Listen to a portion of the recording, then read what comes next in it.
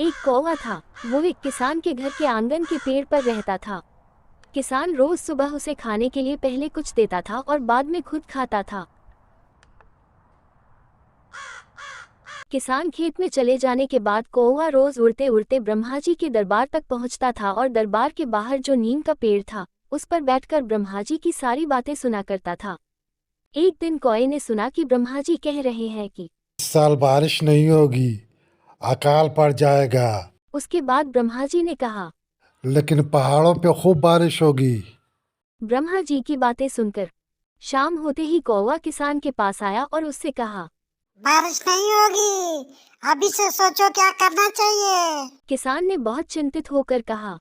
तुम ही बताओ दोस्त, अब ऐसी परिस्थिति में हमें क्या करना चाहिए? कौवे ने कहा, ब्रह्मा जी ने कहा था कि पहाड़ों पे जरूर बारिश होगी, क्यों ना तुम पहाड़ पे खेती करने की तैयारी शुरू करो। किसान ने उसी वक्त पहाड़ पर खेती की तैयारी की। आसपास के लोग जब उस पर हंसने लगे। ये क्या कर रहे हो रामू? सुना है कि पहाड़ पे जाकर खेती करने वाले हो। रामू तो सठिया गया है लगता है। उसे बेवकूफ कहने लगे। उसने कहा, तुम सब भी यही करो। कौवा मेरा दोस्त है, वो हमेशा हमें सही रास्ता दिखाता है। पर लोगों ने उसका मजाक उड़ाया और उसकी बात भी नहीं मानी। उस साल बहुत ही भयंकर सूखा पड़ा।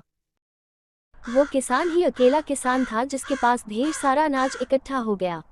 देखते ही देखते साल बीत गया। इस बार कौवे ने कहा, ब्रह्मा जी का कहना था कि इस साल बारिश होगी, खूब फसल होगी, पर फसल के साथ साथ ढेर सारे कीड़े पैदा होंगे जो फसल को चौपट कर देंगे। इस बार कौवे ने किसान से कहा, इस बार तुम मैना पक्षी और छछूंदरों को ले आना ताकि वो कीड़ों को खा जाए। किसान ने जब ढेर सारा छछूंदों, मैना और पंछी को ले आया, आसपास के लोग उसे ध्यान से देखने लगे, पर इस बार वे किसान पर हंसे नहीं। इस साल भी किसान ने अपने घर में ढेर सारा अनाज इकट्ठा किया। इसके बाद कौवा फिर से ब्रह्मा जी के दरबार के बाहर नीम के पेड़ पर बैठा हुआ था जब ब्रह्मा जी कर रहे थे। इस साल फसल खूब होगी, लेकिन चूहे फसल पर टूट पड़ेंगे। कौवे ने किसान से कहा, इस बार तुम्हें बिल्लियों को न्योता देना पड़ेगा। एक नहीं, दो नहीं, बल्कि ढेर सारी बिल्लियाँ। इस बार आसपास के लोग भी बिल्लियों को ले आए। इसी तरह पूरे गांव में ढेर सारा अनाज इकट्ठा हो गया। कौवे ने सबको होने वाले नुकसान से बचाया।